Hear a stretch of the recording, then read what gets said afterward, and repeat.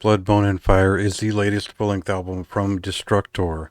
This is a Cleveland area, uh, Ohio-based heavy metal band. They've always been a heavy metal band, and they started way back in 1984, likely influenced by everything from Iron Maiden to Slayer and Metallica based on their sound. They've always had riffs. They've always been a little bit of a US power metal band as much as they were a speed or thrash metal band, depending on how you make those distinctions.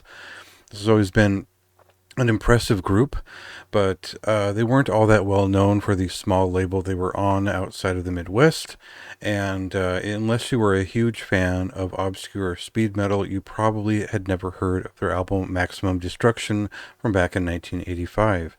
It's always been a bit of a collector's item. It was a pretty interesting record if you're a fan of the harder side of the new wave British heavy metal styled music and the way that it carried over into the United States heavy and power metal scene.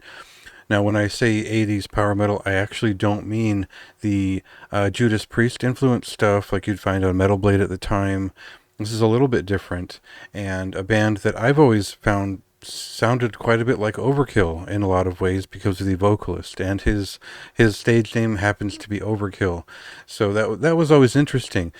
But the story about this band has always surrounded the fact that their bassist was murdered back in 1988. Unfortunately, that's a very traumatic event, and it's the way that a lot of people talk about this band is if they were really set back and hammered down by that event. And while I think that's obviously true, and metal was also changing around the time that they were putting together that second album, and ultimately the story isn't so much that they had setbacks. Really, it's that they persevered, and you'll find that if you go back to their first record, and then their second record, all the way up, what was it, 2003, 2006, they never really lost it. So that's kind of the story here with this new record. They've come back with their sound, and it's still in full force. So let's listen to a clip here, and I'll show you what they're all about.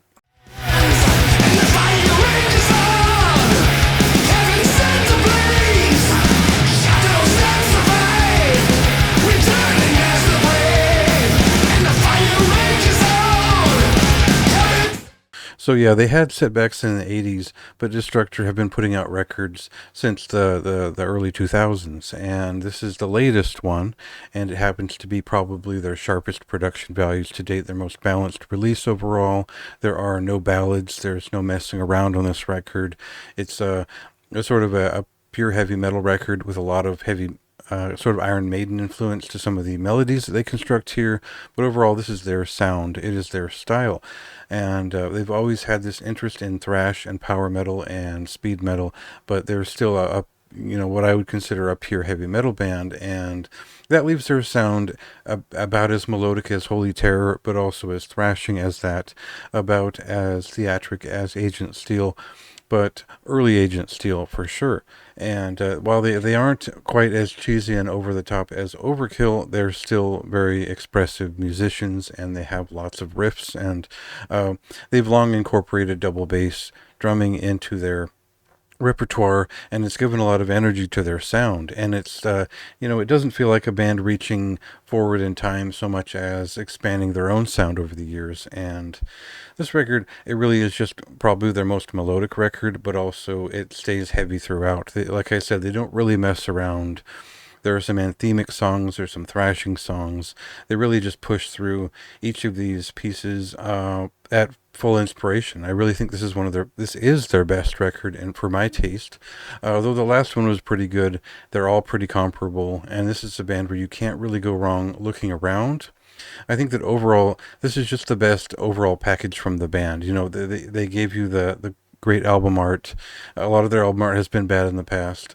The production is really well rounded, and overall, we're just getting the best from Destructor here after so many years. And I would encourage people to go and pick through the rest of their discography, see what side of the band you like the most. There was a record with Athenar on it from Midnight. There was some other records with different guitarists.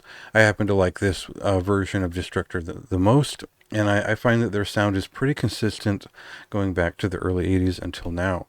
So that's a high recommendation for me, and one of the better records of November for my taste. Probably one of the better heavy metal records of the year as well. So go check that out. It is out last weekend, and read my review for more of my thoughts.